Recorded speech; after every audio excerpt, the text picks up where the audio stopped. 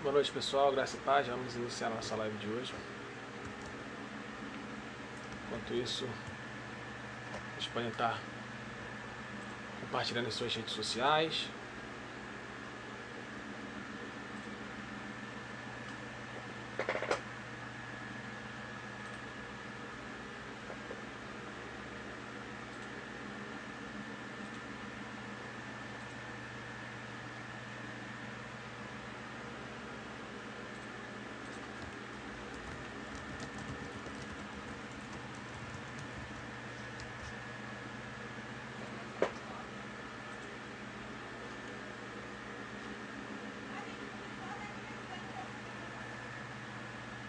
Estou aguardando apenas o nosso convidado de hoje. Está entrando para a gente dar início aí à nossa live.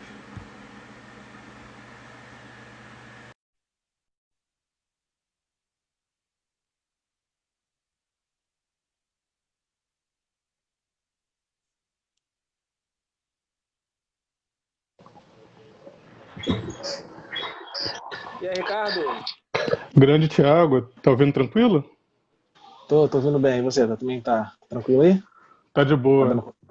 Opa, Faz parte. improvisações aqui de bastidor. Isso aqui acontece comigo toda hora. Toda live praticamente meu celular cai. Nem fala, cara. Celular de deitado é terrível, ainda mais com fone de ouvido, vai plugar e botar onde, né? Então vamos dar início à nossa live? Vamos sim, vamos sim. Prazer, valeu pelo convite. Curti bastante a ideia de participar e falar de filosofia, sobretudo em tempos de pandemia, né? Tanta informação, tantas coisas acontecendo e é bom ter um tipo de pensamento que dá uma filtrada e ensina um pouco de olhar para o eu, né? Então é um prazer estar aqui com vocês. Prazer todo nosso, Ricardo. É um motivo de muita felicidade aí. Tô falando em meu nome, né? Claro, mas também em nome da Igreja Batista Central do Duque de Caxias, né? Obrigado aí pela sua disponibilidade, tá aí colaborando aí com esse projeto aqui de conversar sobre os mais diversos temas, né? Para quem não sabe, a nossa live é semanal, toda semana a gente traz um tema aí relevante aí para o nosso entendimento, né? É, E hoje a gente vai conversar sobre estoicismo. Por que a gente escolheu esse? Falei? Sempre acontece? Tá 1 a 1. Vamos ver quem derruba mais. E hoje a gente vai conversar sobre estoicismo, né? Para quem não conhece o estoicismo, é um assunto bastante relevante.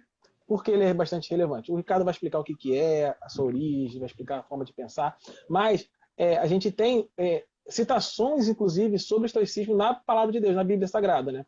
Em Atos 17, vou mostrar aqui para vocês, versículo 17 e 18, diz assim, ó, e sobre esse tema dissertava na sinagoga entre os judeus e gentios obedientes a Deus, bem como na praça principal, diariamente, a todos aqueles que ali estivessem. Então, alguns filósofos epicureus e estoicos começaram a argumentar com ele. Alguns indagavam: o que deseja comunicar esse tagarela? Outros comentavam: parece ser um anunciador de deuses estranhos, pois Paulo lhes pregava as boas novas de Jesus e a ressurreição. Então a gente vê que tem inclusive citações aí dos filósofos epicureus e estoicos na Bíblia, né? Eu achei interessante trazer aí uma pessoa que eu sei que saca muito de estoicismo para estar elucidando aí quem for o estoicismo,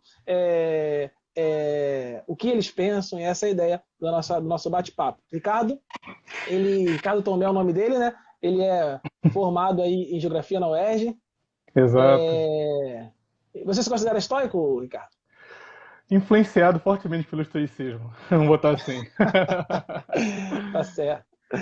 Então, eu sei que ele está sempre trazendo postagens sobre estoicismo, sempre lendo sobre os estoicos e tudo mais, literatura estoica. Então, ele é uma pessoa super aí, gabaritada para estar falando sobre esse assunto.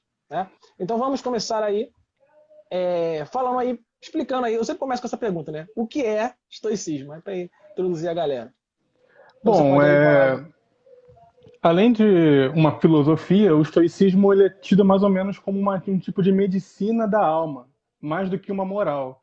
Geralmente, quando as pessoas pensam em filosofia, pensam em um dogma paralelo a ser seguido, como ideia de vida, mas o estoicismo ele age como uma medicina da alma.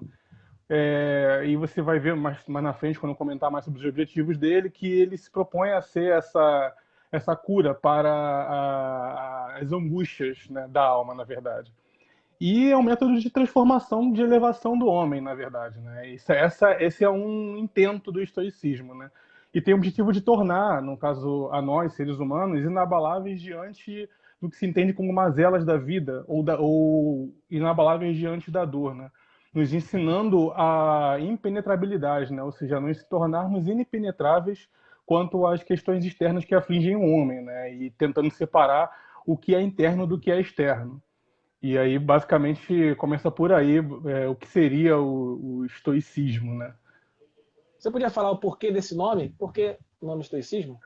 Bom, o estoicismo ele vem da Grécia, né, e subsequentemente de Roma, e ele tem esse nome por conta de uma espécie de lugar naquela época chamada de Estoa, que era um tipo de ágora grega, né? Eram os espaços onde os filósofos conversavam entre si e dialogavam sobre diversos assuntos. Então, a estoa ela é uma espécie de as laterais dos templos antigos, com pilastras e largos corredores. E é nesse lugar onde as pessoas conversavam sobre diversos assuntos, né? São chamados, hoje em dia, chama-se de pórticos, que são os espaços amplos, né? Os portais amplos que dão acesso a corredores, edifícios e templos, né? E naquela época, né, era muito comum as conversas serem públicas, né? E o estoicismo ele não era exceção, né? Porque nascendo derivado das ideias platônicas e tudo mais, ele também tem essa filosofia como uma ideia pública, uma ideia ligada ao todo, né? Não ao âmbito privado. Muito bom. Quem foi o fundador do estoicismo? Ou o sistematizador da ideia, sei lá, como vocês Bem, falam. é difícil sempre rastrear, né? Quem é que começou essas filosofias tão antigas, né? Quem foi o primeiro, ou se eram pseudônimos que usavam, como o caso de Sócrates, né? Tanto debate sobre quem era, se existiu mesmo e tudo mais, mas no caso do estoicismo, o primeiro idealizador da ideia e que foi um grande influente foi o Zenon, né? Que brasileirando fica Zenão, que foi lá para o século IV antes de Cristo, mais ou menos, foi quando ele começou a difundir na Grécia e na Roma.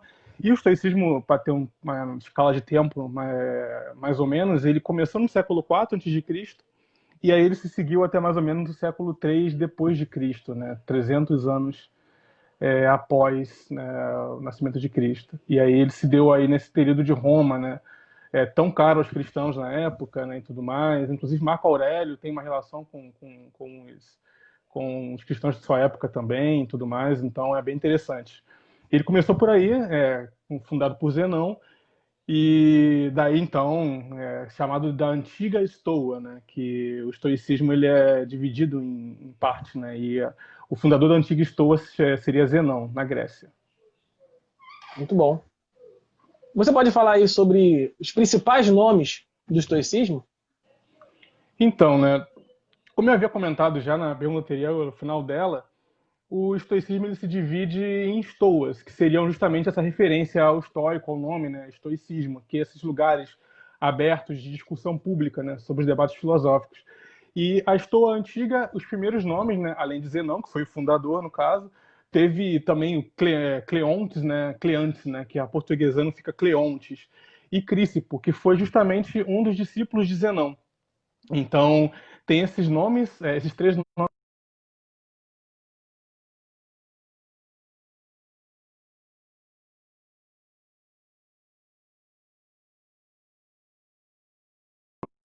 que seria já helenístico, um período da Roma romano-helenístico, que seria como eu posso dizer, um estoicismo mais eclético. Por quê? Porque na antiga Estoa era muito colocado a ideia de um estoicismo mais voltado para a ética. Então, os pensadores históricos da antiga Estoa eram muito éticos, voltados para esses debates éticos sobre a filosofia, né? Ético, né? A ideia o pensamento do como lidar do privado para o público, né? A ética no caso, visando o todo, né? As relações entre as pessoas, né?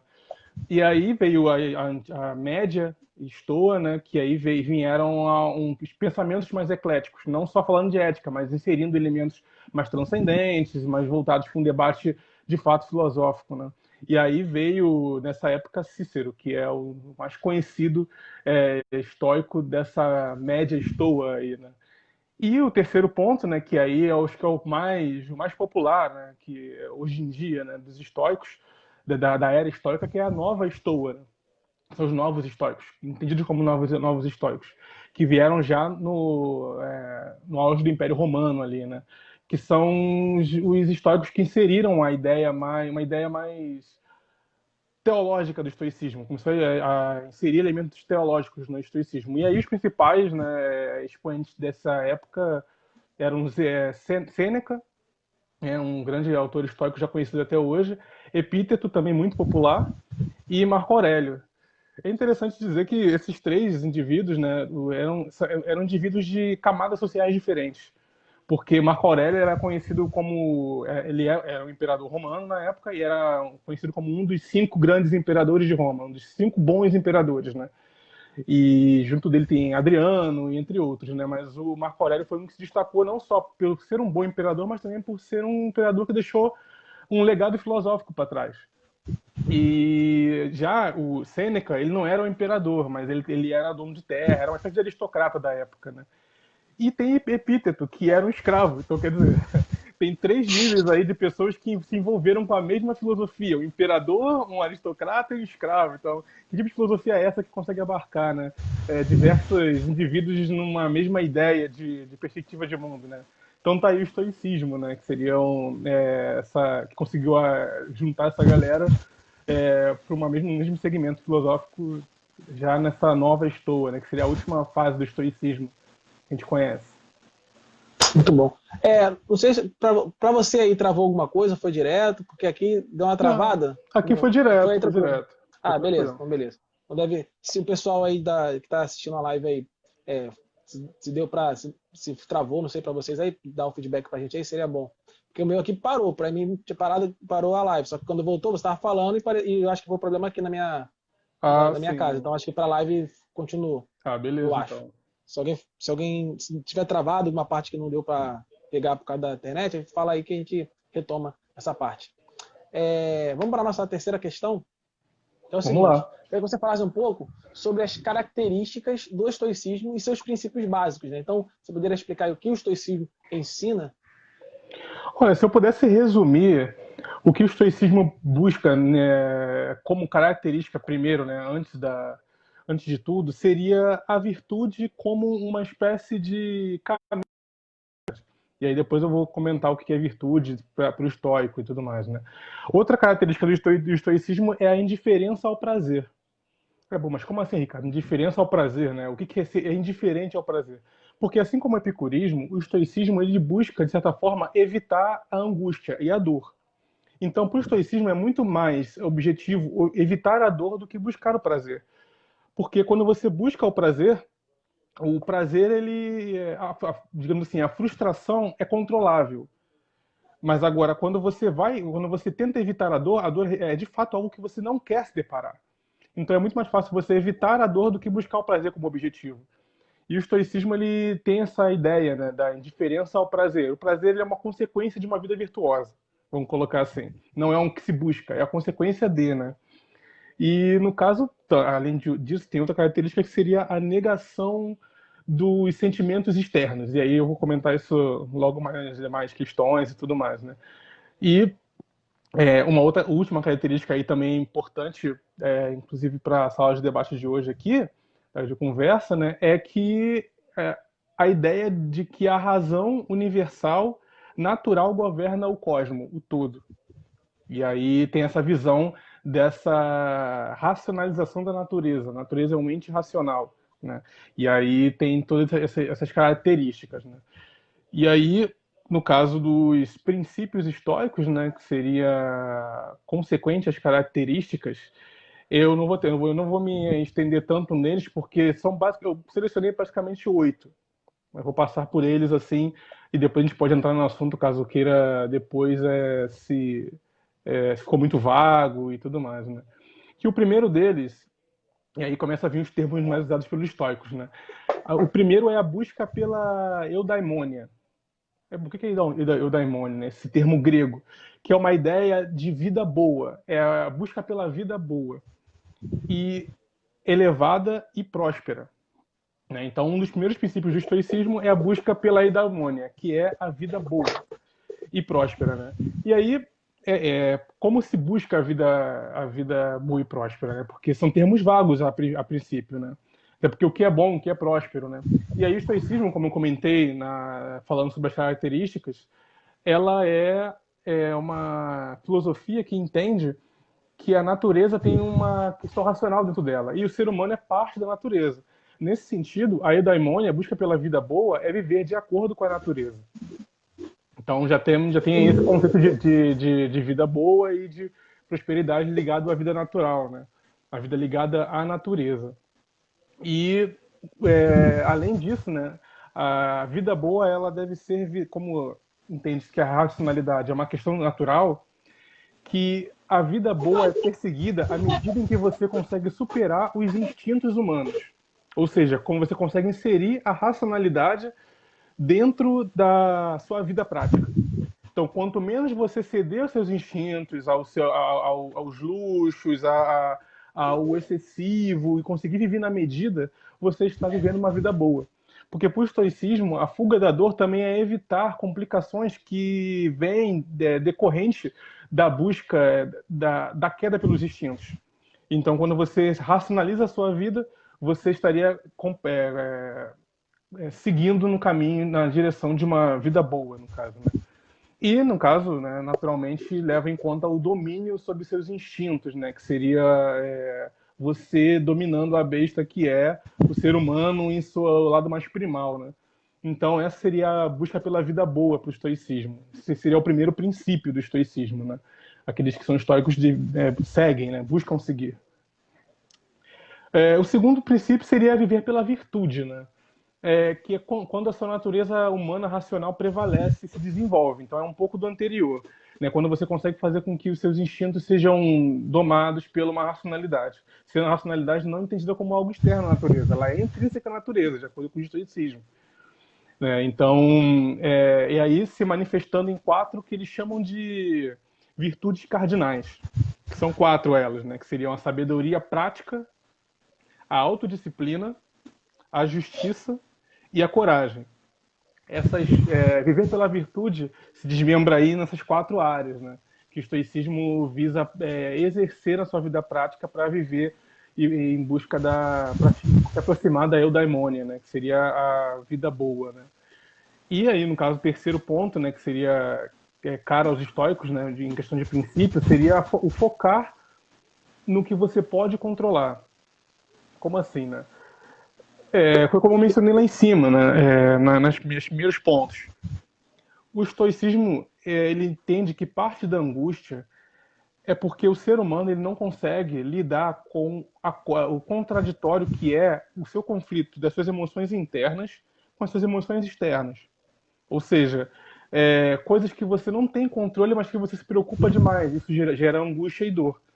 Então, o estoicismo ele tenta fazer um equilíbrio e fazer com que você desenvolva uma sabedoria para você conseguir filtrar aquilo que você consegue controlar daquilo que você não controla. E daí, segundo os estoicos, você conseguiria caminhar de forma mais plena em direção a uma vida boa. Então, parte do estoicismo, e a grande parte, na verdade, é ensinar você a ter a sabedoria de separar aquilo que você consegue interferir e daquilo que você não consegue interferir e focar naquilo que você realmente tem controle. Um exemplo meio bobo, por exemplo, mas que acontece bastante. Por exemplo, trânsito. Você consegue evitar o trânsito indo para o trabalho, por exemplo? Bom, o que você pode fazer para evitar? De repente, acordar mais cedo, preparar as coisas na noite anterior, tentar evitar vias que geralmente ficam congestionadas e tudo mais. Mas se ele acontecer, e é possível que ele aconteça, você fica perturbado com isso? Bem, de acordo com os estoicos, você não deveria ficar perturbado com isso. Porque você fez tudo o que estava ao seu alcance para evitar estar numa situação estressante que é o trânsito. Então, o estoico diante do volante, ele largaria o volante, botaria a música que ele gosta e encostaria no banco do carro e seguiria a viagem dele.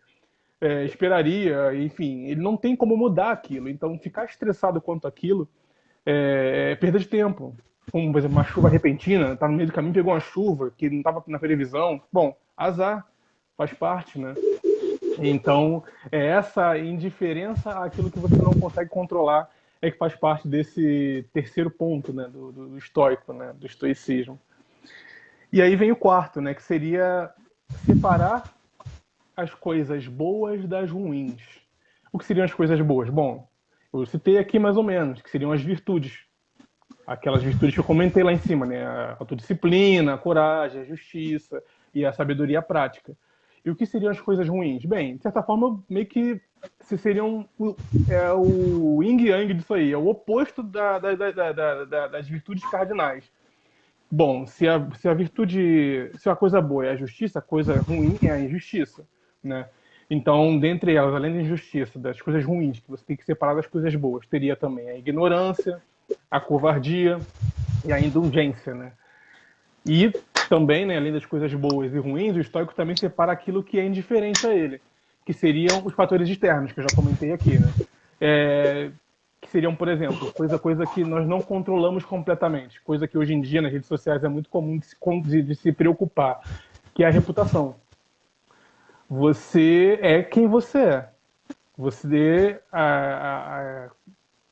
preza por aquilo que você preza. O que as pessoas vão depreender a partir disso já não é do seu cabimento. O estoicismo ele entende essa divisão, ele não fica preocupado com as aparências, entende? É como se fosse essa divisão entre o que importa, que é o interno, do que não importa, que é o externo. Né? Então, o que é indiferente ao estoico, por exemplo, é a riqueza, é a saúde, a reputação, por exemplo. Pô, mas como assim? A riqueza também? Tipo, hoje em dia, né? De tempo de crise e tudo mais. Bom, na verdade é porque a riqueza ela é uma consequência para o estoico das virtudes que ele adere para si. É como se você não quebrasse os seus princípios para atingir a riqueza. Então a riqueza não é um bem, necessariamente. Ela é a consequência de você, ou não, de você ter seguido os seus princípios. Então ela não é algo que deve ser perseguido, ela é uma consequência daquilo que você persegue, né? Que seria a busca pelas virtudes. Então você não enriquece a todo custo. Você enriquece por causa, se você enriquecer, das virtudes que você busca, né? E a saúde, né? Assim, a gente pode controlar uma parte da nossa saúde, né? A gente pode controlar o que a gente come, cuidar com o nosso corpo, mas intempéries, sei lá, por exemplo, ainda mais hoje em dia, né, em tempos de isolamento social e de doença, né? Você, não for que você fique com, você pegue uma doença que é cara a você, bem, você fez o possível para você evitar aquilo, você seguiu protocolos, evitou contato com as pessoas o máximo possível, sim. Adquiriu mesmo assim? Bom, paciência, agora é me cuidar e não entrar em desespero, né? Essa ideia de você não se angustiar por aquilo que você não domina. E, no caso, outro ponto aí já da quinta virtude, aqui, o quinto princípio, né, do estoicismo nesse sentido seria haja e pratique. Por quê? Porque o estoicismo ele é uma filosofia prática. O estoicismo ele não entende o ato de filosofar como algo contemplativo, que é muito comum dos platônicos, no caso, né? Você contemplar a obra que já existe, né? O estoicismo ele entende que você aprende para agir na realidade. É uma espécie de... Eu vou explicar isso, né, mais para frente, talvez, né, que é mais complicado, mas é uma espécie de... como não tornar isso complicado, né? Uma transcendência na imanência. É como se você entendesse que o agir passa pela prática da boa ação, da busca pela virtude. Por isso que a riqueza, a saúde, a reputação é uma consequência de uma vida virtuosa. Você não está almejando nada além da virtude. A virtude por si só já é recompensa. Entende? Então, o agir e praticar é caro à filosofia estoica. Se você não estiver agindo aquilo que você diz, né, sendo coerente as suas palavras com a sua ação, você não está sendo estoico, no caso, né? E aí vem o sexto ponto, né, que eu vou passar para ele mais rápido, vamos chegar já no último. Sexto ponto é praticar o infortúnio. É o que chamam na língua latina, né, na época do Marco Aurélio, de premeditatio malorum, que antecipe o mal. Como assim, né? É preparar-se para o mal. novamente, né, nesse contexto nosso de crise e tudo mais, o que você pode fazer para tentar minimizar o impacto das negatividades na sua vida? Antecipar as coisas ruins que faz com que na hora da crise você esteja, bom, eu fiz tudo o que eu podia fazer para poder lidar com aquilo, para antecipar isso. Aconteceu? Bom, agora eu vou lidar isso de forma mais tranquila possível. Por exemplo, o lance do trânsito que eu comentei. Você, poxa, preparou o teu almoço no dia anterior, você preparou as roupas no dia anterior, você saiu mais cedo. Aconteceu o ruim, que é o trânsito? Bom, não está mais no meu cabimento isso. Portanto, não devo me angustiar com isso. O sétimo ponto seria o amor fati, que é um termo latim que significa amor ao destino. Porque o fati aqui seria o amor ao fato, ao destino, ao fato, né? Uma tradução livre. Que é assim, as coisas aconteceram porque aconteceram. Lembra que eu comentei lá na última estoa que o estoicismo ele tem um caráter um pouco teológico no final da última era dele? É justamente isso. Porque o estoicismo ele entende que há um cosmo por trás das coisas agindo de forma racional e lógica. Então, se algo aconteceu para eles, é porque tinha que acontecer. Então, quando você ama a tua condição atual, você não se desespera. Você aceita a sua condição. Inclusive, isso é muito comum na hora de você tratar de certos vícios, né, desses grupos de ajuda e tudo mais, onde você está, por exemplo, com um vício muito grande e você, bem, o primeiro passo para você se curar é você admitir que tem a doença, né, que você está em um estágio crítico. Senão você não passa para o próximo estágio. Esse amar ao destino não é uma conformação. Quer dizer, de fato mas é além disso. É uma conformação que gera a possibilidade do avanço, do desenvolvimento pessoal na sua vida. Porque você entende que essa situação é isso, você ama a coisa como ela aconteceu. É até difícil passar hoje em dia. Ninguém hoje em dia quer parecer infeliz, quer parecer que está numa situação ruim publicamente, né? Às vezes, poxa, eu não estou no emprego que eu queria, eu não estou na viagem que eu gostaria de fazer, eu tenho familiares na minha família que não estão bem e tal. Bem, mas o estoico, ele naquela época, o espírito do tempo é diferente. Naquela época ele entendia isso como algo que deveria acontecer e ponto. Até às vezes como algo positivo. É estranho, né? Como se fosse uma espécie de otimismo, mesmo diante da adversidade. O estoicismo ele ama a coisa como aconteceu. E aí o oitavo ponto, né, que é o último dos princípios estoicos, né, é a vida como opinião, né? A vida é opinião para o estoico. Por quê? Porque tudo fica na sua mente. Todo o mal que acontece na sua vida deriva da percepção que você tem daquilo que aconteceu. Às vezes algo pode ter acontecido na sua vida para provar você, para colocar você, o seu caráter, as suas virtudes e o seu desenvolvimento, ou para te melhorar como pessoa.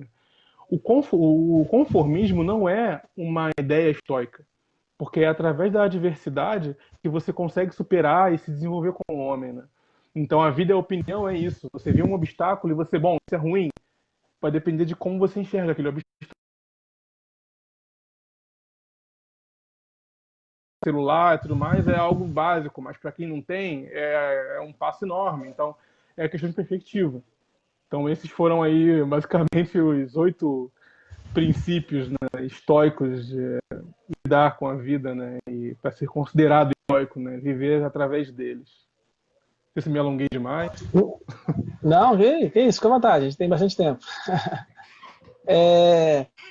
Eu já li alguma coisa de estoicismo, né, tanto na internet. Eu tenho um livro aí do Sêneca. Deu uma travadinha no teu áudio agora. Deu uma travadinha? Na internet hoje não tá muito legal. Deu uma travadinha no teu áudio agora. Foi e voltou. Voltou agora? Tá dando pra ouvir legal? Alô, tá ouvindo? Tá ouvindo? Agora tá dando uma travada no seu áudio e um pouco no vídeo. Vê se fala de novo aí, vê se vai. E agora, tá ouvindo? Tá bom? Tá ruim? Tá bom? mais Tá ruim? tranquilo agora. Tá bom. Tá bom. Bem que eu só faço a pergunta e você que fala. Eu já li um pouco sobre estoicismo. Eu tenho um livro aí eu não sei se ele é um livro exatamente, né, em sua origem falando, ou se ele pegaram um trecho de um livro e transformaram um livro, que é a Brevidade da Vida, de Sêneca. Não sei se você já chegou a ler esse texto. Acho que eu sei, é do Sêneca, né? Isso mesmo. Então, já li ele, né? Não tudo, já li quase tudo, E né? ó, deu uma travada de novo aí. Acho que tá. Eu ouvi Sêneca e travou. Pois é, hoje está complicado. Então, eu li um pouco ele e Vê se também tá indo aí. leio um pouco sobre literatura histórica também na internet e tal. E eu vejo muito Tá falar seguindo sobre aí? ataraxia. Oi, não tá me escutando não? Som, Foi. Será que foi agora? som. Um, dois, som. Tá escutando? Ou tá travando ainda? Eu não sei. Bom, agora acho que deu uma corrida. Acho que agora foi. Vê se... Mas ainda trava de vez em quando. Não sei se está seguindo direto. Aqui pra mim tá indo. Eu tô na minha câmera aqui, tô indo direto. Não sei se estou travando para você. Aqui eu tô conseguindo escutar você bem. Acho que o problema deve ser na minha internet mesmo. Agora travou. Não sei. Não sei se é a minha internet também. Não sei. Minha mãe apareceu aqui para falar que o meu tá escutando também. Ela falou que tá conseguindo escutar bem. Não sei. Bom, E não. então Ó, assim, vou travou de direto ao novo. ponto. Eita, o negócio tá complicado hoje. Travou de novo, ó. Tem que repetir porque eu não tô É, conseguindo ouvir. Tá, então, tá brabo, tá eu brabo. queria que você falasse um pouco sobre o que é Não sei nem ataraxia. se travou quando tava falando daquilo E tudo como... lá. Não, aqui eu escutei tudo, eu escutei tudo. Queria que você falasse sobre o que é ataraxia. Tá conseguindo escutar? Ó, tá travado E como ainda. que a gente pode alcançá-la aí na visão Será que estoica? tem que reconectar ou Não sei. Quer dar uma saída e entrar de novo? tá escutando tudo que eu tô falando? Tô escutando tudo que você tá falando. Não sei se eu posso, se eu consigo. Aqui fica, eu ouço mais ou menos, fica meio travado. Calma aí. Vou tirar aqui da live aqui e depois te boto de novo. Beleza.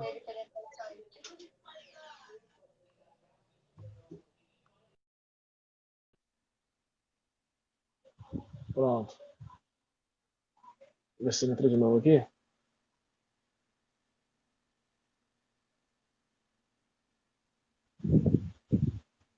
Ver se melhora.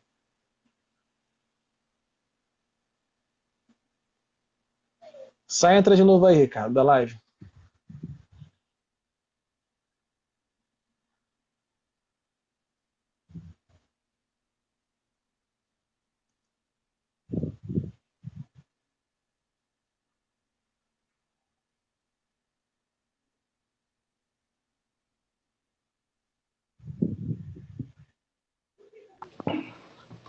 Opa, e aí? Melhorou? Mesma Melhorou coisa? um pouco. Tá pra ouvir Um direito pouco. agora.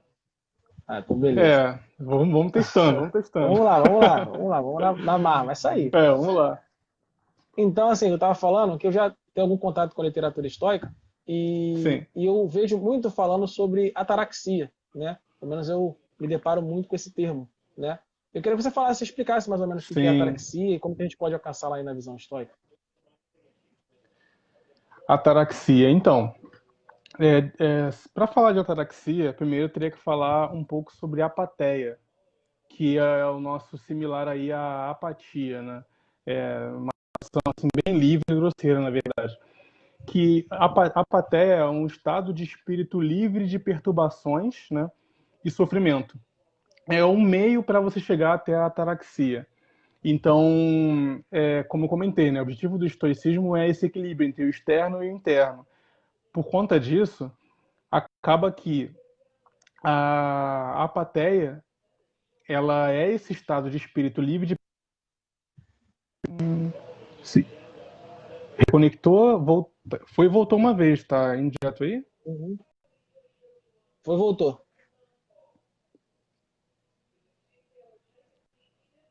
Tá. É que eu não tô vendo aqui, Ainda tá sem áudio, não tô te ouvindo se você tá falando. Não, tô falando não. Tá escutando? Pô, tem que ter. Agora eu tô escutando, agora eu tô escutando. Não, é porque Então, foi e beleza. voltou, reconectou aqui sozinho. Acho que deve ter caído a internet ou voltado, sei lá. Beleza. Então, a apatheia é esse estado de espírito livre de perturbações e sofrimento, né? E é através desse estado que você chega à ataraxia, que é vamos supor, é a ausência de inquietude, né? É como se fosse um estágio além da apatheia. A partir do momento que você chega nesse estágio apático, né, entre aspas, né, apático, disso de liberdade com relação a perturbações e sofrimento, você avança e aí sim para a ataraxia, que seria um estado de ausência de inquietude, uma sensação de tranquilidade, assim, que vem de ter desenvolvido uma atitude equilibrada entre o externo e o interno. Então, a ataraxia, inclusive a ataraxia, ela não é exclusiva do estoicismo. Na época do estoicismo, os epicuristas e os estoicistas brigavam bastante por conta disso, porque o estoicismo ele ainda considera o fator humano, ou seja, o fator falho, né, de chegar a esse estado de inquietude, de falta de inquietude, né? Mas o epicurismo ele realmente entende que ele, como é que posso colocar? Ele visa, o objetivo do epicurismo também é livrar-se da dor, mas no sentido mais extremo, como se você realmente não ficasse imperturbável num ponto quase inumano, digamos assim.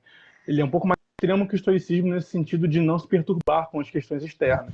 Já o estoicismo ele é um pouco mais gradual nesse sentido. Ele entende que falharemos muitas vezes porque nos perturbamos com aquilo que nos avizinha, mas ainda assim é, é passível de ser tentado com o objetivo da filosofia estoica. Então, a ataraxia é esse estado de ausência de inquietude, né?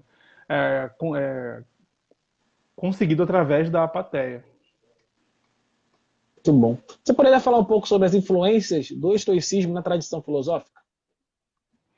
Bom, basicamente, o estoicismo ele foi, como ele nasceu ali em Roma, com os gregos e com os romanos, então ele influenciou muito no direito natural, que é uma, como eu comentei, o estoicismo ele tem uma ideia de que você, é, como é que eu posso colocar?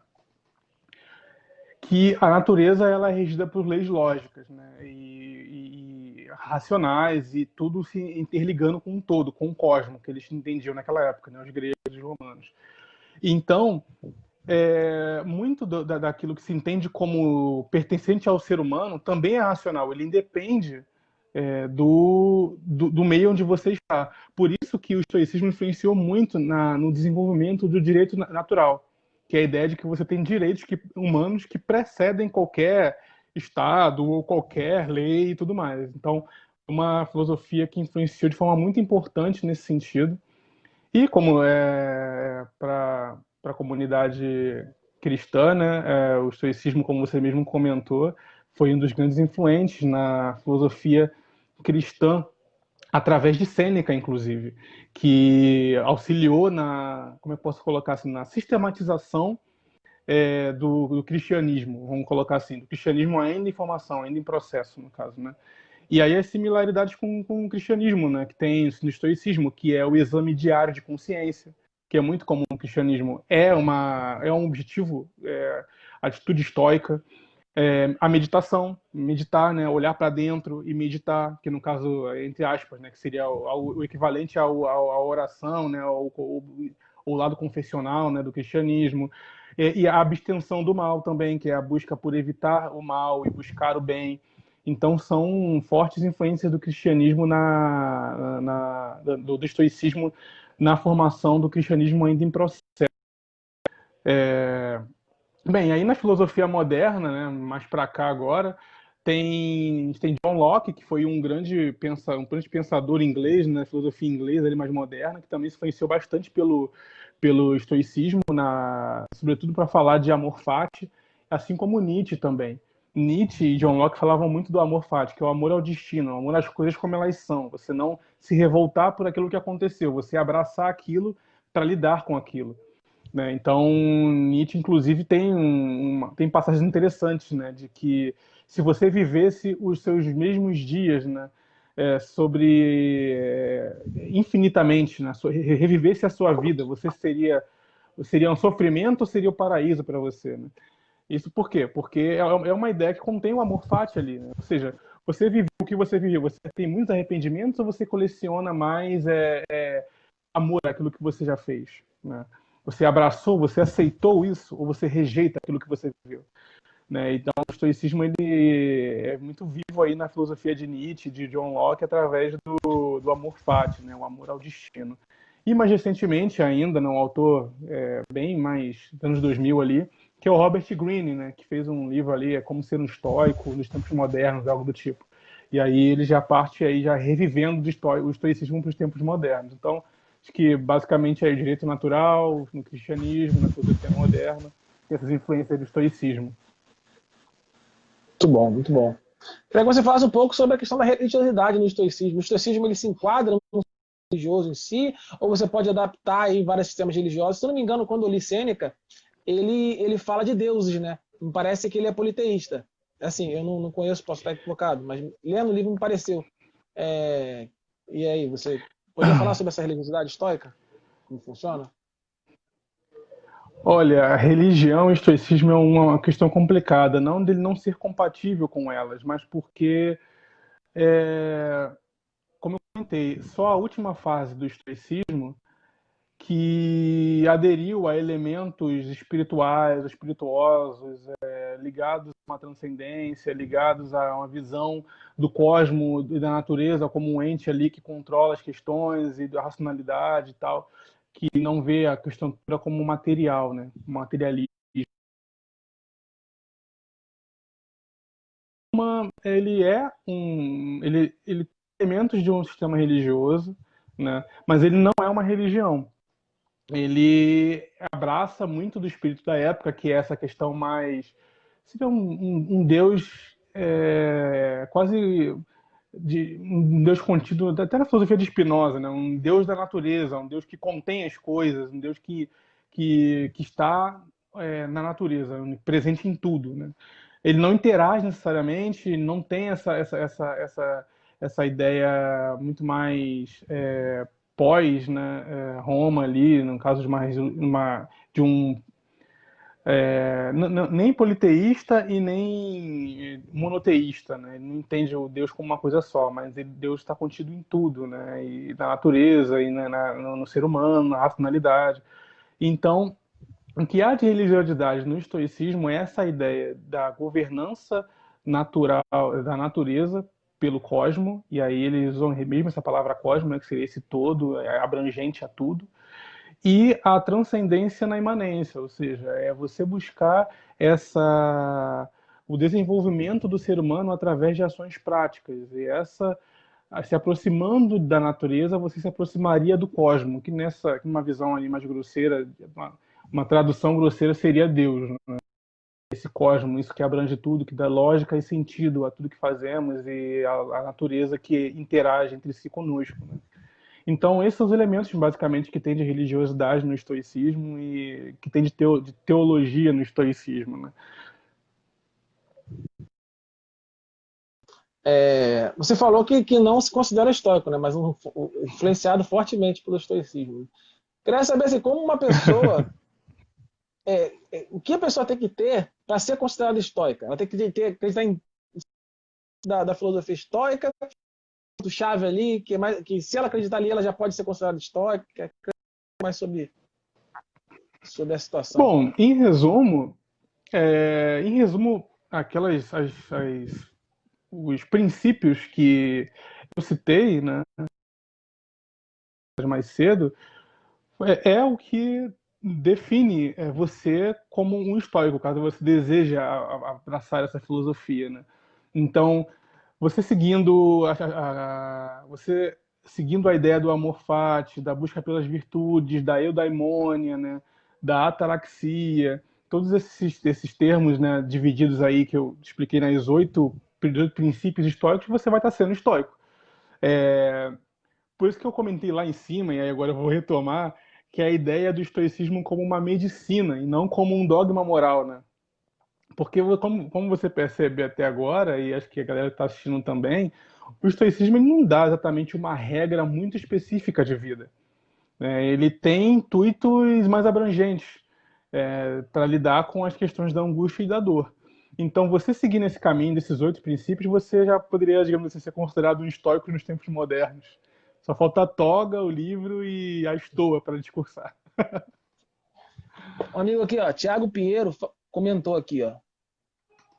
Boa noite, salve, meu amigo Ricardo. Não sei se você Opa, conhece fala, ele. Thiago. Conheço. Ele diz assim, ó, creio que a grande dificuldade do estoicismo é dissociar-se do conformismo social. É muito mais simples refletir sobre o universo, leis e consequências, sendo uma parte e não um todo. Forte abraço. Quer comentar sobre isso? Repete um pouco o início ali da pergunta. Ele falou, não Da foi nem uma questão, né? pergunta, né? Foi mais um comentário, né? Sim, uma Creio que a grande colocação, né? dificuldade, Uhum. foi tipo meio que uma objeção à filosofia estoica, né? Ele fala que há uma grande Uhum. dificuldade do estoicismo que é dele de do conformismo social. Ele fala que é muito mais simples Uhum. refletir sobre o universo, sobre leis, sobre consequências, sendo uma parte e não um todo. Bom, essa é uma das grandes críticas que se tem ao estoicismo, né? Uma ideia de que você é fácil você assumir de postura, né, estoica e acabar caindo numa espécie de conformismo, de fato, porque o estoicismo, como ele entende que você vai separar, que você, vamos colocar assim, que as questões que te compete e as externas meio que você é indiferente, como discernir o que é externo? Se você não tiver sabedoria para você poder discernir o que é interno do que é externo, você vai acabar achando que tudo é externo. Como, por exemplo, seus objetivos de vida. Ah, não consegui porque o mundo é complicado, é isso mesmo. Ah, essa crise lá fora e tudo mais. Então, assim, se você lê o estoicismo de forma superficial, por cima, a partir de máximas, e não pegar os livros de fato, você vai realmente cair na armadilha de entender o estoicismo como um tipo de desculpa para um conformismo, te desvincular do externo, né? Então, bom, o que me compete? O que me compete é muito pouco. Então, todas as coisas que recaem sobre mim, eu vou jogar no mundo, né? Minhas tristezas, minhas angústias, meus relacionamentos que não deram certo, o emprego que eu não consegui e tudo mais. Mas não é bem assim. Mas é uma crítica muito válida. O estoicismo, se você pegar pela superfície, ele vai te jogar realmente numa ideia ali, você vai ficar apático com relação àquilo que você inclusive, tem essa famosa série que terminou há pouco tempo, né, Dark. Tem um personagem que ele que ele vive citando um mantra estoico, né, que ele diz que é um personagem masculino, não me lembro agora que eu não terminei a série ainda, mas ele diz me dê Deus sabedoria para discernir, né, aquilo que eu posso controlar daquilo que eu não posso. Você chegar e falar, tudo que é externo não me compete. Não, a sabedoria do equilíbrio é o objetivo do estoicismo. Por isso os livros e tudo mais, né? Porque se você pegar por baixo esse mantra e pichar na tua parede e falar, é isso que eu vou seguir, o que é externo não me importa, você realmente vai cair nessa armadilha de ignorar aquilo que você pode ou não controlar, né? Muito bom. Bom. Forte abraço, Thiago. Próxima pergunta, vamos lá. Então, vamos Queria que embora. você falasse um pouco sobre a relação do estoicismo, né, com o individualismo contemporâneo, né, e também sobre a relevância da filosofia estoica para a contemporaneidade. Bom, então, né? Como tudo na lógica de uma sociedade de mercado hoje em dia, né? As coisas que são redescobertas através de escavação na história, na filosofia, acaba tomando um ar de mercadoria, né? A se vender.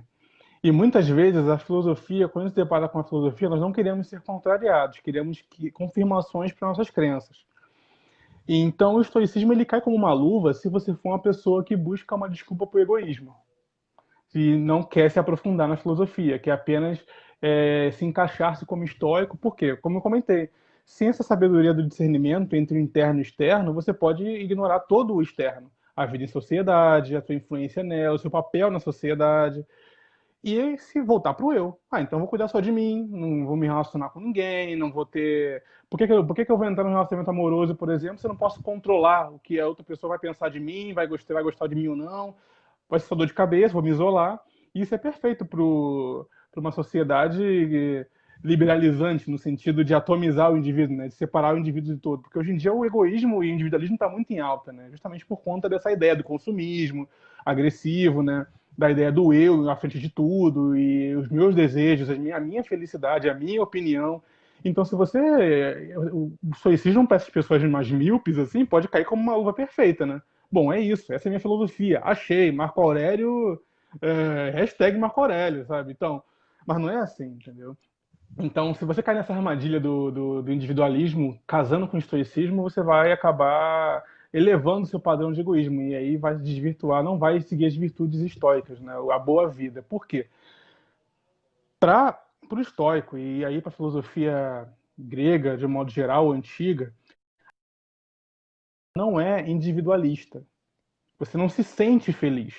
A felicidade para os gregos e para a filosofia antiga, falando de Platão, Aristóteles, Sócrates também, ela é pública.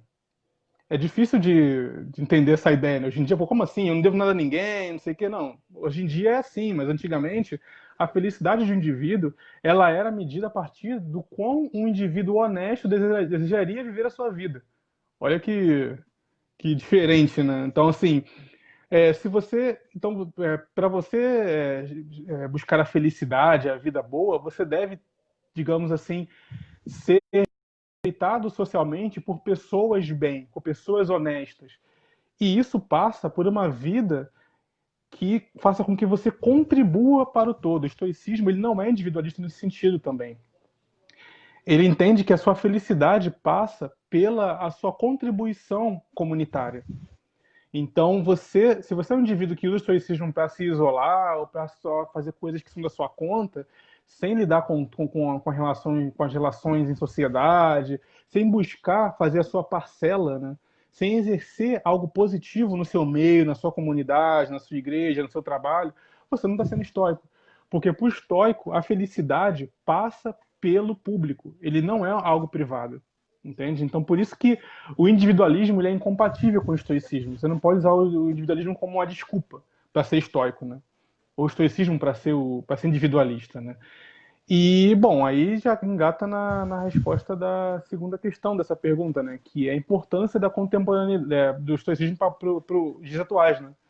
Que é justamente isso, é a quebra do individualismo.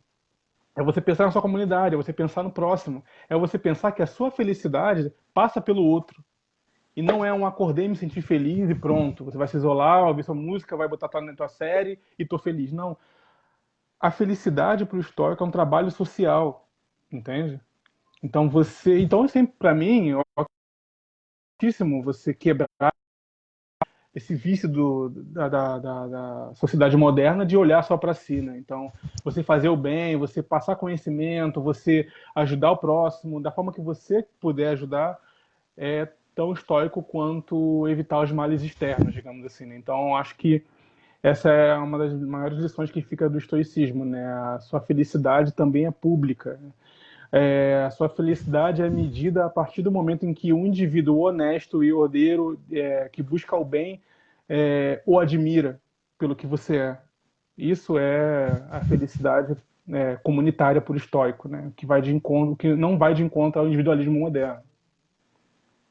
Muito bom. Você falou no início aí da live sobre a virtude, né, tal. Você poderia explicar aí, definir, não sei, o que é virtude aí para os estoicos, né? Porque também tem o conceito de virtude muito utilizado também na filosofia aristotélica, né? Não sei se é a mesma definição que eles usem de virtude, ou se Então, é né? diferente.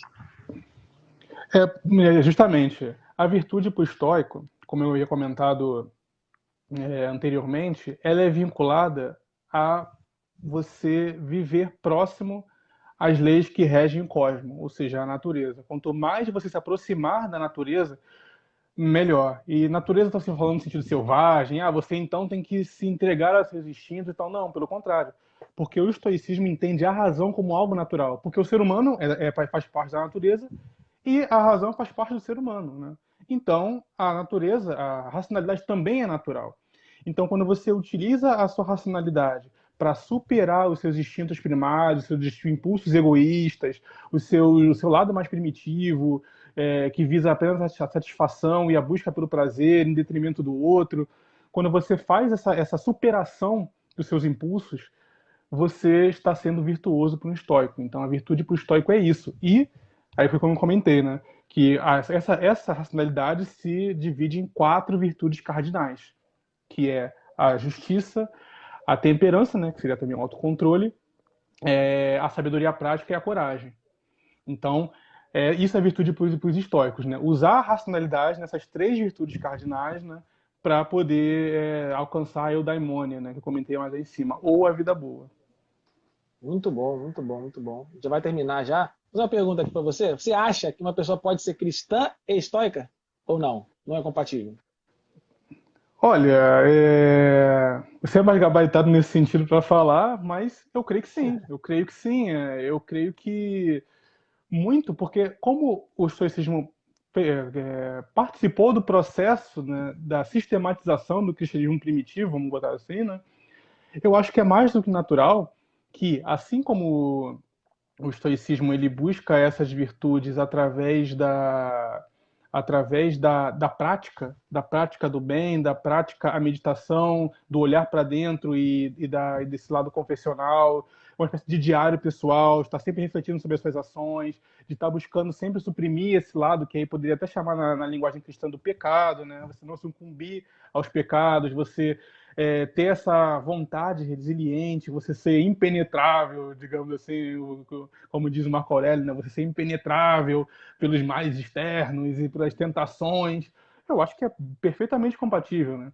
E como eu comentei, ele não tem detalhes dogmáticos do tipo haja em tal ação dessa forma. Então ele acho que abrange muita coisa e é pertinente o cristianismo nesse sentido, né? E aí, né, como o estoicismo ele entende o cosmo como sendo a sua, entre aspas, muitas aspas, sua divindade, né? E o cosmo seria a natureza. E aí eu acho que cabe, né, uma interpretação desse cosmo como sendo Deus, né? E essa ponderação entre o externo e o interno como sendo a nossa briga, né? Entre o bem e o mal constante nas nossas vidas. Então, eu acho que sim, acho que o estoicismo ele é compatível com o cristianismo.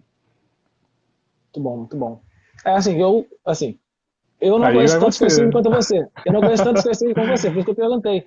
O que eu li de estoicismo, assim, eu acho que Sim. assim, tem que fazer uma adaptação ou outra dos livros, você não pode sair consumindo tudo, porque exatamente, porque, assim, por exemplo, quando eu li Sêneca, eu vi que tinha alguns trechos que dava a entender que existia, tipo, vários deuses, ou coisas assim, né? Pelo menos a linguagem. Inclusive, tem uma parte que ele fala, sei que lá, os deuses e tal. É, se eu não me engano, faz um tempo que eu li, né?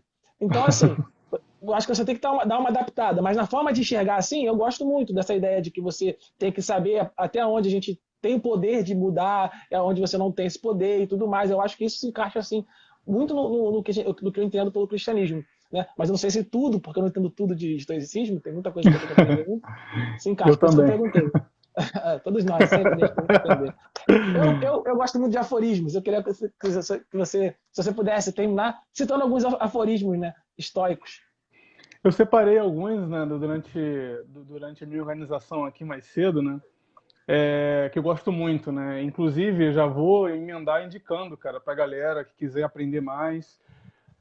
Pô, Meditações, baita livro, inclusive Marco Aurélio, né? Que imperador pode se dizer que deixou um legado como esse, né? Inclusive, Marco Aurélio, que era uma pessoa simplíssima em sua vida, né? Ele era um estoico, como assim? Se ele era imperador, cheio de ganância, né? Uma posição em hierarquia social alta, como pode ser estoico, né? E, bom, tá aqui o porquê dele ser, né? Ele, na prática, ele é uma pessoa que não buscava validação externa na sua vida prática. Inclusive, muitos o criticavam porque ele se vestia de forma simples com o imperador, os seus pares, né? Pô, como assim? Ainda mais Roma, né? Um grande império. Como assim você vai andar de as vestes dele na época se confundiam com as vestes dos serviçais. Olha que complicado, né? Hoje em dia a gente vê os governantes, né, sempre bem arrumados numa ideia de democracia lá, quando era o Império, todos os motivos para ele se colocar como uma divindade na Terra ali, né, por um legado de império gigantesco, ele se vestia tão simples como os seus serviçais, né, para não ser confundido com eles. E esse Meditações aqui, ele é um manual, ele não é um manual, né? Ele é, na verdade, uma anotação íntima dele, que só foi redescoberta na Renascença, inclusive. Ele escreveu isso aqui durante as suas jornadas bélicas, né? Por Roma. Então, quer dizer, era um diário de campo, né? De guerra do Marco Aurélio. E aí, no meio da sua guerra diária, ele escrevia, né? Seus pensamentos, suas conclusões sobre questões. Ele não divulgou isso aqui na época, né? Ele faleceu, a obra se perdeu e só voltou agora. Então, para tu ver o quão, além de levar uma vida simples, de acordo com os seus pares na época, né? Dormia, inclusive, em colchões no chão. Olha só. Para o imperador na época, né? O maior império do mundo. Além disso, ele também escreveu esse manual de campo aqui, né? Sobre as ideias estoicas, né? E, poxa, ótimo, né?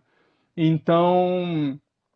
mas eu não vou começar com ele, como eu comentei, os últimos três históricos eram de camadas sociais diferentes, né? Um escravo, um imperador e um aristocrata, né?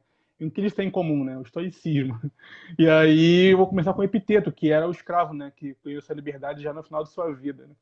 Ele diz o seguinte, no manual, né, de Epiteto: ser senhor de si mesmo é utilizar o poder de conservar ou afastar as coisas desejadas e não desejadas. Então, se deseja ser livre, não queira nem evite o que depende de outros. Do contrário, necessariamente será escravo. Então, o que ele comenta aqui? Né? É aquela coisa de você evitar ter como objetivo aquilo que é do outro.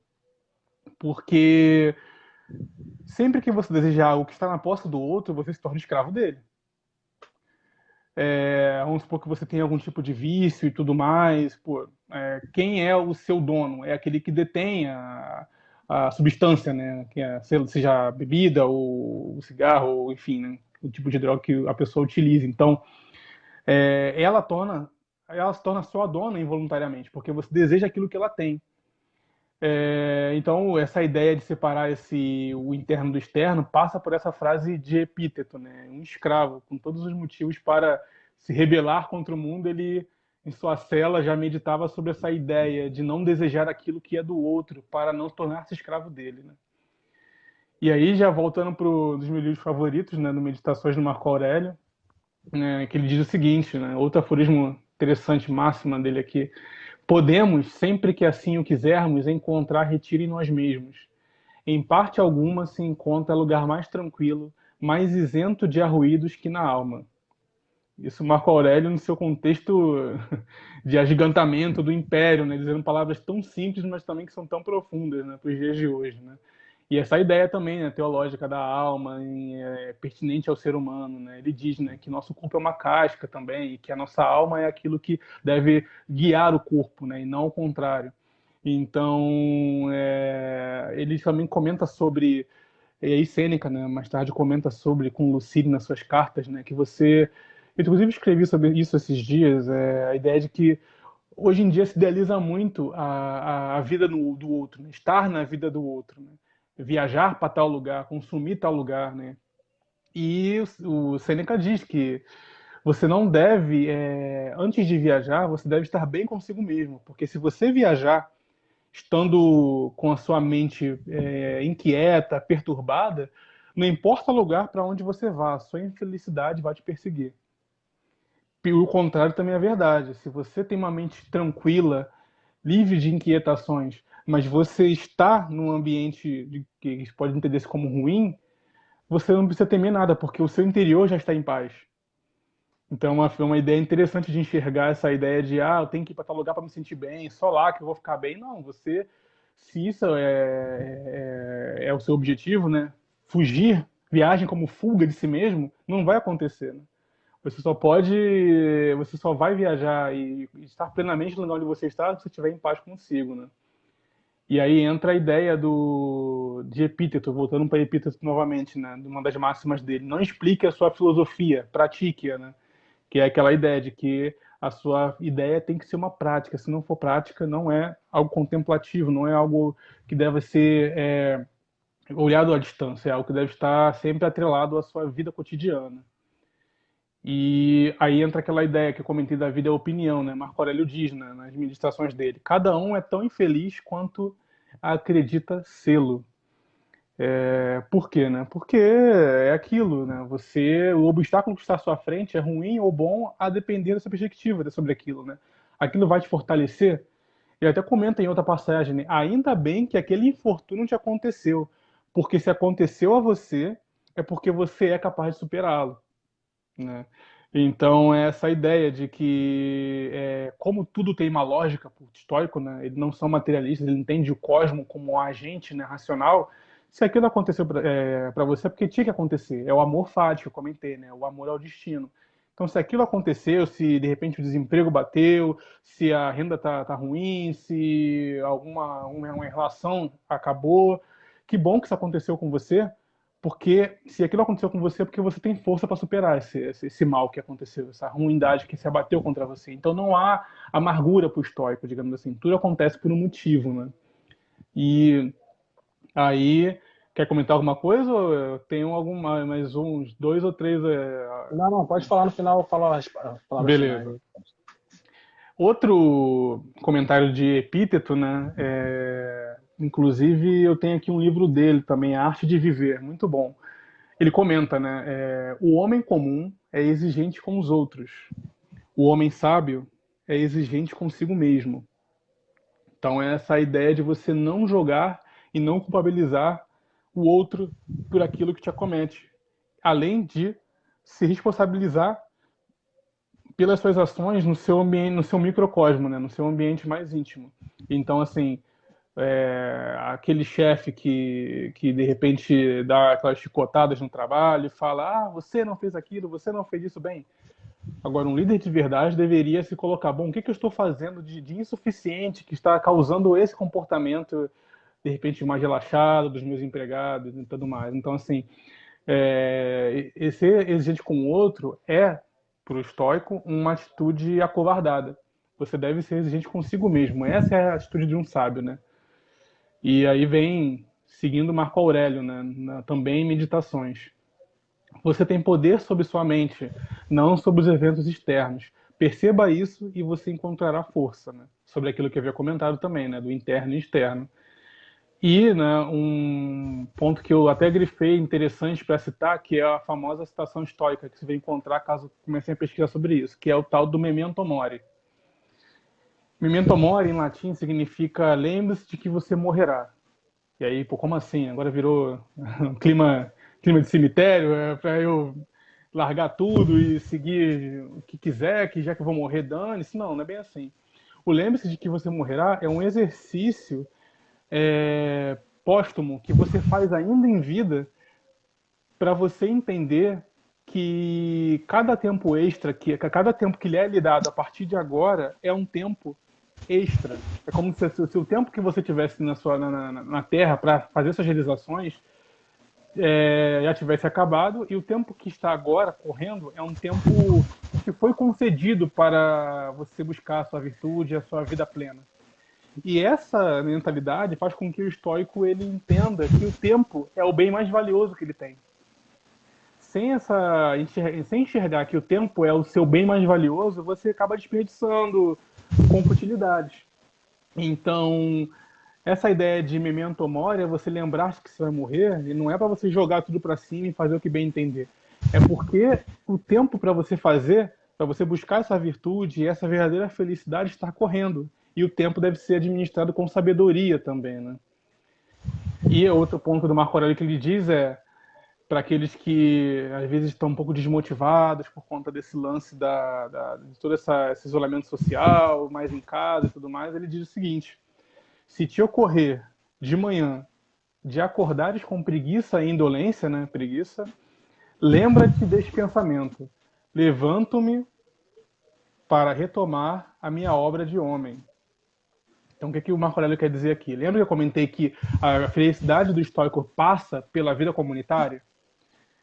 Isso significa que, para cada momento em que você se desanimar sobre a sua questão que você está trabalhando, você tem que se alegrar, porque a cada momento em que você acorda é uma oportunidade de você trabalhar na sua obra de vida. E aí, se você não tem uma, é interessante que você olhe para si mesmo e comece a pensar nisso, né? Pelo que eu me levanto diariamente, né? O que eu estou construindo, né? Como eu estou buscando essas virtudes. E a partir daí você vai ter um objetivo claro na sua mente de não estender o seu tempo deitado na cama ou com programações mais inúteis ou mais superficiais, né? Entretenimento que às vezes não cabe naquele momento, ou uma desmotivada, de repente você está no meio de estudos agressivos para uma prova, tal. Pelo que você levanta? É pela vaga que você está buscando? É para melhorar o teu currículo? É para melhorar a minha saúde, a minha condição física? Enfim, né? E aí ele tem ele pontua isso, né? Como algo. Lembre-se pelo que você está levantando e a motivação vai vir porque você está trabalhando pela sua obra de vida, né? E o último ponto que eu separei aqui é um de Sêneca, né? Que ele diz, né? Que há mais coisas que podem nos assustar do que nos ferir. Sofremos com mais frequência na imaginação do que na realidade. Então, acho que esse é o ponto perfeito para ilustrar o momento que a gente vive hoje, né? Da questão da situação e tudo mais, né?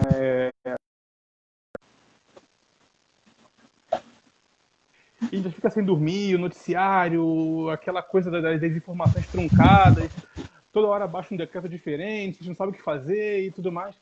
O estoico entende que você não deve sofrer por antecipação. Se não te acometeu, que bom, siga a tua vida. Se te acometer, aí sim você lide com isso. Mas sofrer por antecipação é um desperdício de tempo para o estoico. Você só deve sofrer por aquilo, nem, na verdade, lidar, né? Porque o estoico evita o sofrimento, né? Você só deve lidar com essa questão, com esse obstáculo, quando aquilo acontecer. E se acontecer, que bom que aconteceu com você, porque você pode superá-lo. Né? Muito bom, muito bom. Eu, assim, você sabe, né? Eu particularmente tenho um carinho muito grande pela filosofia estoica. Eu ainda temo me definir como estoico. Você também teme, né? Porque a gente falou, né? Não, são influenciados aí pela filosofia É estoica. muita responsabilidade Eu, se dizer estoico, é essa a questão. eu não me defino assim, exatamente porque eu não sei ainda o que abarca todo o conceito ainda. Mas, assim, Uhum. eu gosto muito da forma de enxergar a estoica. Eu, particularmente, tem algumas dificuldades ainda com a questão de como vai para o transcendente, vamos dizer assim. Por exemplo, Sim, quando fala sim. assim, Deus é o cosmos. Eu acredito que assim, Deus está além do cosmos, entendeu? Deus criou o cosmos. Né? A Bíblia fala Sim, que, sim. que Deus amou o mundo de tal maneira que Deus é o filho de gente para todo aquele que nele que não pereça, mas tem a vida eterna. Quando ele fala que ele deu ao mundo, por exemplo, ele fala cosmos, né? O mundo, a vida, o universo, as coisas que foram criadas, né?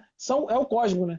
Então, assim, Deus, eu acredito que Deus criou o cosmos. Então, falar que Deus é o cosmos, né? Talvez seja um pouco Sim. complicado para a questão do cristianismo e tudo mais. Então, tem alguns conceitos, algumas ideias, assim, quando fala como eu falei, né? Já vi alguns textos históricos que tratam ali de Deus como politeísmo. Eu, assim, eu senti, eu não sei se eu posso afirmar isso, como eu falei, não conheço tanto estoicismo assim, mas quando você falou, me pareceu assim, Deus é todas as coisas, tal. Me pareceu muito um panteísmo em algum nível também, tal. Então, assim, não sei se É. enquadra, se pode dizer que é panteísmo, né? Porque a gente não acredita que Deus é todas as coisas, né? A gente acredita que Deus criou todas as coisas. Deus, ele Sim, sim, transcende todas sim. as coisas, mas ele é imanente também, ele se insere na criação, mas ele não é todas as coisas, né? Aí Entendi. caía mais pro panteísmo. Então, não sei se nessa parte transcendental, assim, se enquadraria. Eu tenho um pouco de dificuldade com relação a isso. Agora, com relação à forma de enxergar a vida, né? A questão da ataraxia. Eu gostei muito do meme que falou da morte aí. Memento Mori? Memento Mori, eu não conhecia, muito legal, gostei muito. Muito legal, E né? agora, eu Esse adoro essas epitáfio palavrinhas em assim. vida, né? Esse epitáfio em vida, né? Muito Muito bom, né? legal. A ideia de. Gostei muito, não conhecia, muito bom, né? Enfim, eu achei várias coisas que se enquadram muito com a visão cristã que eu tenho, né? Muitas coisas, como eu falei, mais na parte prática mesmo, né? Sim, Mas sim. como você falou, o estoicismo é uma filosofia prática. Então acaba que você, para mim, dá quase para eu viver estoicamente, mas sem acreditar no transcendente estoico, Exato, né? exato. Até porque Então, acho o que estoicismo ele é um filho do seu tempo, né? Na época, essas menções a outros deuses, né, gregos ou greco-romanos, nos livros, nos textos originais, né, é uma questão que é pertinente não ao estoicismo em si, mas àqueles que escreveram sobre, né? Mas não necessariamente que ele prega que você deva crer ou orar para tal Deus, né? Então, por isso que ele é um sistema que ele cabe se dentro adapta, né? de diversas perspectivas, exatamente. Inclusive, seja no cristianismo, no budismo e tudo mais. É claro que há religiões que são muito mais firmes com algumas ideias e que vai acabar entrando em conflito, né, em algum ponto, né? Mas na questão da transcendência, o estoicismo ele passa pelas nomenclaturas do que eles entendiam como Deus na época, como quem apenas relata como um indivíduo da época, mas o foco não é esse. Então, na verdade, a ideia toda do cosmo é um pouco realmente, porque o cristianismo ele entende que o mundo foi criado e foi dado por nós para intervir nele, interagir com ele, fazer dele nosso trabalho e tudo mais. Enquanto o estoicismo ele entende que o cosmo é intrínseco ao mundo, né? Então nós também estamos nele, ele é realmente mais aberto esse conceito de Deus, assim, pode realmente até bater com a teologia cristã e não se encaixar nesse sentido, né? Mas, como eu comentei, o fato das virtudes estoicas, ele passa pela transcendência, mas as virtudes ela não diz para qual lado você deve, de que forma você deve meditar, se é através de oração, se não, se por qual panteão você deve acreditar, por qual altar você deve louvar ou orar, ou enfim. Então, as 8 virtudes estoicas que eu citei, em nada interfeririam nesse sentido. Por isso que, apesar dos homens de sua época, o estoicismo ele sobrevive, e até sobreviveu bem, né? Tanto que está então, tão em voga hoje mini cursos, aulas, vídeos no YouTube sobre e tudo mais, né? Encaixou bem com a necessidade de hoje de nos desvencilharmos da superlotação de informação e nos importarmos com o que importa, né? Muito bom, é isso aí. Eu, assim, exatamente isso que você está falando e eu concordo. Assim, o estoicismo, como uma filosofia da praxis, né? Falando assim da parte prática do estoicismo, né? Da cosmovisão Aham. imanente, da cosmovisão material da vida, né? Física da vida, eu gosto muito, concordo com. Não vou dizer que com tudo, que eu não conheço tudo, mas assim, Sim, sim, praticamente sim. tudo que eu li assim, eu concordo. Quando vai para o transcendente, mas quando eu leio assim, os históricos, né? Eu leio da forma que você está falando, né? Tipo, Sim, sim. dá uma caída aqui, voltou? É, Voltou, é, voltou.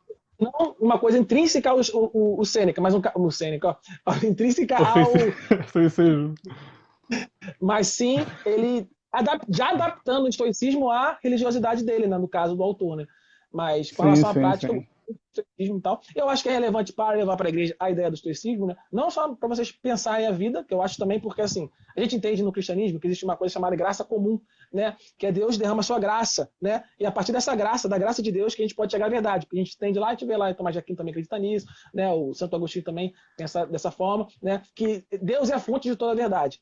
Então, se pessoas de fora do cristianismo podem chegar à verdade, é porque Deus derramou a sua graça sobre eles também, entendeu? Que chama de graça comum. Então, mesmo pessoas que não são cristãs podem chegar à verdade, mas essa verdade advém da graça divina, entendeu? Então, Deus é a fonte de toda a verdade, né? Então, se Deus é a fonte de toda a verdade, a gente pode encontrar verdade mesmo em filosofias que não são cristãs, né? Então, é por isso que é importante conhecer outras formas de ver a vida, porque sempre há verdades dentro da filosofia das diversas pessoas, né? Então, ainda que você não seja estoico, é interessante você conhecer, porque há verdades dentro da filosofia estoica, ainda que você não ache que sua doxa cristã, enfim, ao cristianismo, independente da sua forma de ver a vida, é importante você enxergar outras filosofias, porque há verdades nela também, porque a gente acredita, né, nisso que eu falei. Né? E também porque o estoicismo estava muito presente, né? Na época da Bíblia, ali onde a Bíblia foi escrita e tudo mais, na época ali que a gente tem, que Jesus viveu tal, tanto que cita ali os históricos e epicureus nas escrituras sagradas. Por isso que eu achei relevante aí trazer esse assunto aí para debate, para discussão, para o pessoal conhecer. É importante que a gente possa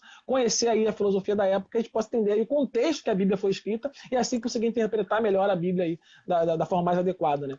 Então, mais ou menos, essa é a vibe que eu tentei trazer aí para a gente, né? Para nossa Tiago falou aqui, ó, lembrando que Marco Aurélio perseguiu os cristãos, mas ironicamente lia as escrituras. Comentário aí. Muito bom, Tiago, pela colaboração. Mas é mais ou menos essa ideia que a gente quis trazer aí. Eu quero agradecer muito a sua presença, Ricardo. Foi um prazer tê-lo conosco aí, um cara aí que sabe muito sobre estoicismo. Quero trazer você novamente no futuro para a gente conversar sobre educação clássica, que é um assunto que eu sei que você gosta muito também. Poxa, bastante, nem fala. Prazer é meu ter vindo prestigiado com o teu convite e também para agregar no debate, conversar sobre outras ideias, um pouco fora da caixa comum, né? E também, além de qualquer coisa, uma ideia que encaixa perfeitamente com o tempo que a gente vive hoje, né? De muito olhar para o eu e pouco para o próximo. E eu acho que essa busca pela virtude no meio não só no meio público, mas sobretudo no meio cristão, é importante para reavivarmos a ideia de uma coerência entre com a fé daquilo que praticamos, né? Não há nada pior do que alguém que não é exemplo naquilo que acredita, né? E sempre por aproximação, claro, né? Ninguém é perfeito, nunca seremos, mas a própria ideia de ter um norte, a busca, o esforço da busca, eu acho que é ainda mais importante do que buscar a perfeição, né? Porque você demonstrar que está trabalhando para o engrandecimento pessoal, o desenvolvimento da busca pela virtude e pelo bem, eu acho que é algo que tem faltado hoje em dia e é, nada melhor para alguém que quer divulgar as suas ideias do que praticá-las e ser fiel a elas. Então, eu acho que o estoicismo ensina muito isso, a filosofia prática e do modo de agir também, né? Muito bom. Isso aí, também concordo. Então vamos fechar nossa live de hoje, tá bom? Mais uma vez eu quero agradecer você, quero agradecer a todos aí que estiveram presentes conosco, tá? Semana que vem a gente vai falar sobre literatura fantástica, né? Então estejam presentes, como que a literatura fantástica e o cristianismo podem dialogar, né? Então você já é o nosso convidado, tá? Todo mundo aí que quiser assistir, fique à Vou estar vontade, tá aí. bom? É nóis. Vou fazer só uma oração final, tá bom, Ricardo? Pra gente fechar? Claro. Santo Deus Eterno Pai, graças te damos, Pai, pela oportunidade de estarmos aqui, Pai, em meio a essa pandemia que estamos vivendo, mas o Senhor nos permitiu vai ter a tecnologia, Pai, para que a gente possa estar prosseguindo, Pai, estudando, Pai, conhecendo mais da verdade, Pai, que advém de Ti, Pai. Quero agradecer, Pai, por todos que estiveram aqui, Pai, abençoe, Pai, cada um, Pai, o Ricardo, Pai, obrigado, Pai, por o Senhor permitir, Pai, que ele esteja aqui conosco, Pai, para a gente estar dialogando e aprendendo mais sobre a verdade da vida, Pai. Sabemos, Pai, que a verdade, Pai, advém de Ti e o Senhor mesmo é a própria verdade, Pai. E queremos conhecer ao Senhor, Pai, para que a gente possa viver cada vez mais, Pai, de acordo com o Senhor, Pai, que é a verdade, Pai. Ó, Pai, que o Senhor realmente nos molde o seu caráter através, Pai, do estudo da sua palavra, Pai, conhecendo cada vez mais, Pai, quem o Senhor é, Pai, para que a gente possa cultuarmos a Ti, Pai, da forma que o Senhor quer que cultuemos, Pai. Obrigado por tudo, Pai, continue conosco, Pai, fortaleça a nossa igreja, é isso que eu te peço, já te agradeço, em nome de Jesus, amém e amém. Mais uma vez agradeço, Ricardo, pela participação, obrigado a todos vocês. Continuem ligados nas atividades da Igreja Batista Central em Duque de Caxias. Quarta-feira, às 7h30 temos o nosso culto coletivo noturno, estamos expondo o livro de João. Quinta-feira tem o Café com Fé que eu estou dirigindo. Lá a gente vai hoje, quinta-feira vamos ter um convidado também, ele vai estar expondo o livro de Judas. Domingo, 7h30 também, temos o nosso culto coletivo noturno, às 7h30, onde o pastor está expondo. Não, vai ser 6 horas, porque vai ser o Dia dos Pais. Tá? O pastor está expondo as parábolas de Jesus. Eu não sei se ele vai expor ou vai fazer alguma pregação aí temática por causa do Dia dos Pais, mas a gente está expondo todo domingo as parábolas de Jesus, tá bom? Mais uma vez agradeço você, Ricardo, agradeço a todos vocês. Continuem ligados nas atividades da Igreja Batista Central em Duque de Caxias e até a próxima, pessoal. Tchau, tchau. Até.